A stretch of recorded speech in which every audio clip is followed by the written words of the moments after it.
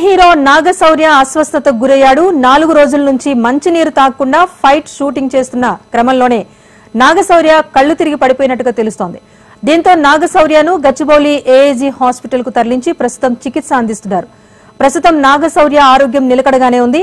సాయంత్రం నాగశౌర్యను ఆసుపత్రి నుంచి డిశ్చార్జ్ చేయనున్నారు. ఈ నెల చివరిలో నాగశౌర్య వివాహం జరగనుంది.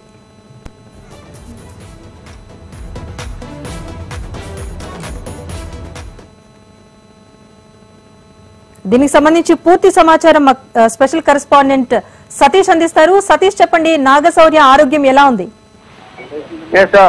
ప్రస్తుతం ఆ సినిమా షూటింగ్ లో ఉన్నటువంటి హీరో నాగశౌర్య ఒకసారిగా ఆయన ఆరోగ్యం అనుకోకుండా కింద పడిపోయాడు. అయితే 4 రోజుల నుంచి ఎలాంటి ఆహారం తీసుకోకుండా కేవలం మంచినీళ్ళు తీసుకుని ఫైటింగ్ సీన్ లో పాల్గొంటున్నారని చెప్పి కూడా సినిమా వర్గాలు చెప్తున్నాయి. ఈ నేపథ్యంలో ఒకసారిగా కళ్ళు తిరిగి పడిపోయారు. దీంతో హైదరాబాద్ లో ఉన్నటువంటి ఆసుపత్రి ఏజీ ఆసుపత్రికి తరలించారు. ప్రస్తుతానికి ట్రీట్మెంట్ జరుగుతుంది. అయితే ఆయన 4 రోజుల నుంచి ఏం తీసుకోకుండా ఉండడం ఒకవైపు, మరోవైపు వైరల్ ఫీవర్ కూడా వచ్చిందని చెప్తున్నారు. దీంతో ఆయన షూటింగ్ లో పాల్గొనలేని పరిస్థితి. ముందుగా ఇచ్చినటువంటి డేట్స్ ప్రకారం ఆయన ఖచ్చితంగా షూటింగ్ లో పాల్గొనాలి అని అనుకున్నారు. అందుకోసమే కంటిన్యూగా ఆరోగ్యం బాగాలేనప్పటికీ కూడా షూటింగ్ లో పాల్గొంటున్నటువంటి ఈ సమయంలో ఒకసారిగా కళ్ళు తిరిగి పడిపోయారని చెప్తున్నారు. ముఖ్యంగా ఈ నెల చివరిలో ఆయన వివాహం కూడా కానుంది. బెంగళూరులో ఒక ప్రత్యేకమైనటువంటి ఒక గెస్ట్ హౌస్ లో ఆయన వివాహం జరగబోతుంది. దానికి సంబంధించినటువంటి ఏర్పాట్లు ఒకవైపు జరుగుతున్నాయి. ఈ నేపథ్యంలో ఇంకా మళ్ళీ